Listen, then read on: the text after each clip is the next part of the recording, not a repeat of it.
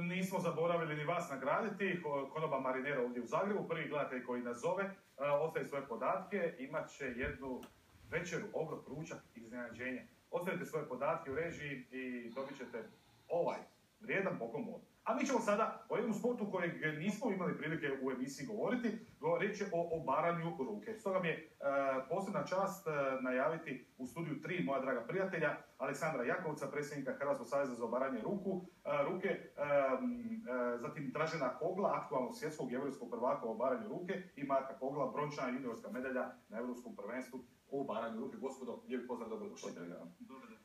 Prezidente, šta nas to očekuje? Vidjeli smo malo kroz emisiju Sport nedeljom i najave, jedan veliki događaj u ovom vašem sve popularnim sportu. Da, najveći događaj ove godine u svijetu obaranja ruke, svjetski kup Sokol Marić, 9. svibnja, znači iduću subotu na Cvjetnom trgu. Odlično, imamo ovdje dva predstavnika iz iste obitelji, tako? Sad kad kažemo najjača obitelj. Vidjet će naši gledatelji šta mi ovaj mlađi napravio vašem dragom Anti.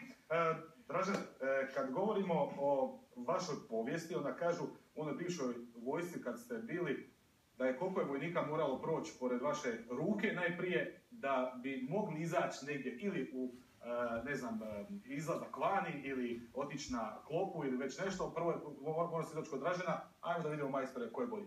Ta priča, je li to lovačka ili je to ozbiljna priča? To je ozbiljna priča, dogodilo se prije, sad ima 30 godina, u Jugoslavenskoj narodnoj armiji sam služio vojsku u Puli i organizirali smo turnir. Koliko je trajao turnir? Mjesec dana? Turnir je trajao 7 dana, znači dnevno, 10 do 15 borbi i ljudi su ispadali na jednoj spade. Na kraju sam završio u finalima, bilo je svakakvih od 50 kg do, znate kakve u vojsci, do 150 kg završio sam. I koliko ih je prošlo? Pa oko 1500. I svi su klekli? Svi, da. Majko moja. I tu je to počelo. I onda kažemo zašto je propala bivša država. Pa evo zašto je propala, nema, zna se. Marko, nasljednik oca, nasljednik ove lijepe priče, kako si završio u ovom sportu? Pa ja sam krenuo trenirat, znači kad je on krenuo i eto, evo me, tu sam. Dosta si jak, vidim, vrlo u kratkom vremenskom periodu u Europi si ostvario sjajne rezultate. Da, znači nakon 2 godine europska bronca. Odlično. Imamo pitanje za vas, vjerujemo naši gledatelji će zaintrigirati malo i kadrovi da vidite kako su vašeg voditelja pobacali tamo po dvorani. Kratki predah, vraćamo se u studiju.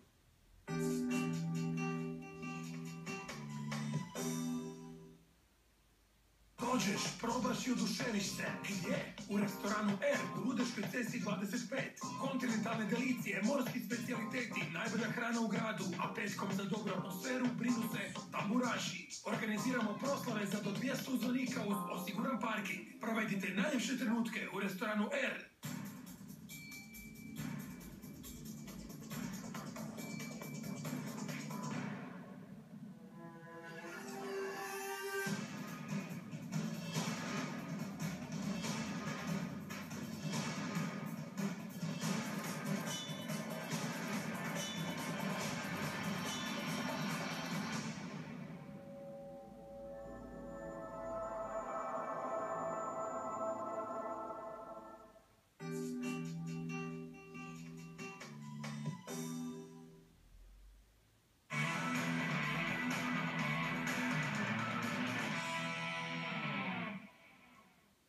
Tema, kao što vidite, svjetski kup, borba svjetskog kupa u obaranju ruke. Predsjednik, legenda i onaj koji će to tek postati su s nama u studiju, Aleksandar, Dražen i Marko. Predsjedniče, što znači ovakav turnir, koja je to snaga, evo nekoliko dana prije samog natjecanja, koliko imamo prijava, otkud dolazi? 200-tinjak natjecatelja, pa trenutno među vodećim obaračima na svijetu, 20-ak država u najjačim postavama. Interesantno je da smo zbog velikog interesa građana, amatera koji nikad do sada još nisu probali obaranje, morali oformiti i jednu novu početničku kategoriju, jer imamo stvarno nevjerojatan upit s obzirom na cijelu kampanju i ljudi su zainteresirani probati kako se osjećaju. Tako da na svjetskom kupu na Cvjetnom, gdje koristim sada priliku također pozvati sve ljubitelje obaranja, ali prije ili kasnije svi su probali obarati, znaju o čemu se radi, mogu slobodno probati u jednoj kategoriji početnika. Kada? I bit će sudionici na svjetskom kupu. Kada? U subotu ujutro od 11 sati. Prijave su od 8 do 10, Tako da slobodno dođete na Cvjetni od 8 do 10, prijavite se, važete i unutra ste. Znači, najsnažniji muškarci na Cvjetnome. Najsnažniji. Žene moje, blago vama, blago vama. Kad ušli ste u obitelj Hrvatskog olimpijskog odbora? Ušli smo, hvala Bogu, krajem prosinca prošle godine smo postali po nomenklaturi pri Olimpijskom odboru sport, a sutra, mala ekskluziva, sutra Skupština Olimpijskog odbora glasuje za primitak obaranja ruke kao člana Olimpijskog odbora i to je u ovih 6 godina kruna rada Saveza, ali prepoznat naš rad i nadam se da će sutra biti jednako stepenica više. I u toj stepenici, kad već govorimo s predsjednikom, Ministarstvo sporta, gradonačelnik grada Zagreba, predsjednica Republike Hrvatske, svi su stali u potpori ovog natjecanja koji će biti ovdje u Zagrebu. Prepoznali su trud i prepoznali su razinu natjecanja, ali razina je stvarno najviša.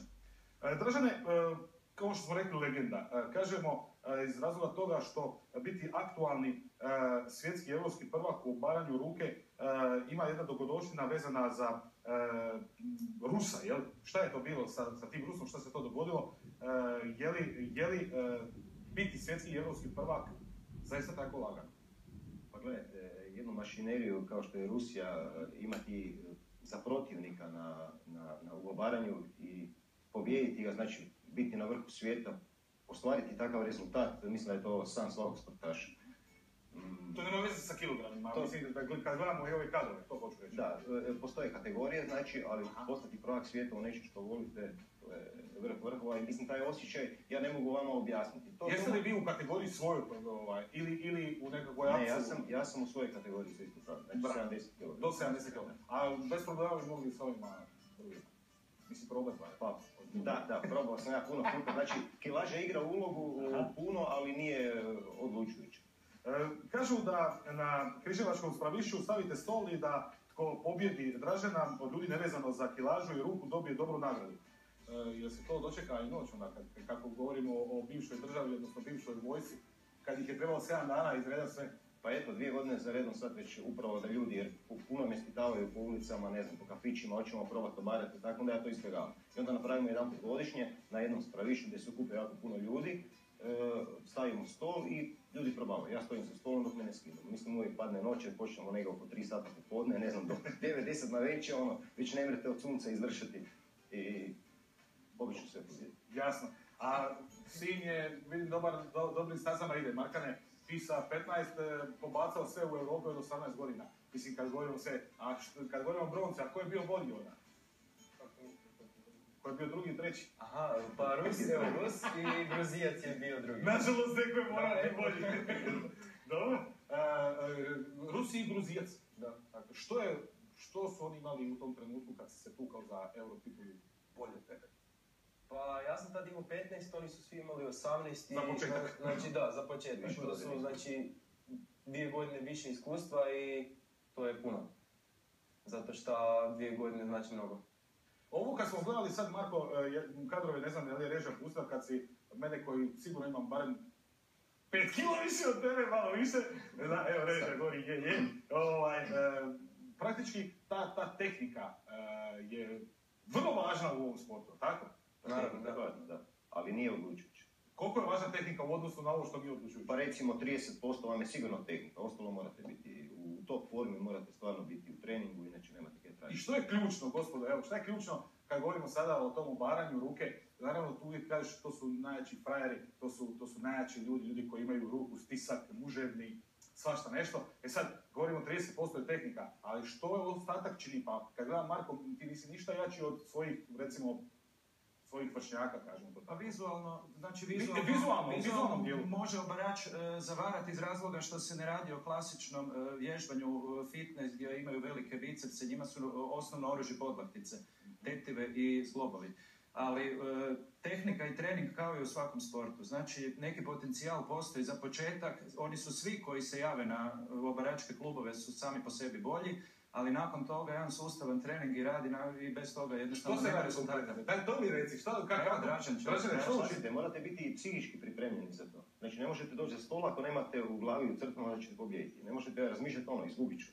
Onda 90% gubi. Dobro, a tetive i ovo, kako to jačati? Čime se to radi? Postoje posebni treningi za to. Znači, najviše mi treniramo za stolom, ali imate posebne treninge, znači koji treniraju samo zglobove, podlaktice, tetive, koji nemaju veze sa mišićima. Tako da vi vidite čovjeka, ne znam, sa 60 kg, onda pobjedi nekoga sa 100, jasno jer je utrenirao upravo to. Sad razmišljamo ovako, ko da vi trenirate nogomet, a ja treniram košarku i igrat ćemo košarku. Normalno nećete izgubiti. Jasno. To je neka usporedba. Ali svakako, gospod, evo prije kraja, brzo leti ovo vrijeme.